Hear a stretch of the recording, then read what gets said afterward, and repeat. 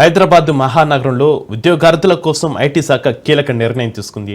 నిరుద్యోగ యువతకున్న నైపుణ్యాల ఆధారంగా ఉద్యోగ అవకాశాల కల్పనకు కొత్త ప్లాన్ వేసింది. యువతకు ఉద్యోగ అవకాశాలు పెంపొందించడం కోసం డిజిటల్ ప్లాట్ఫామ్ డీట్ను ఏర్పాటు చేసింది.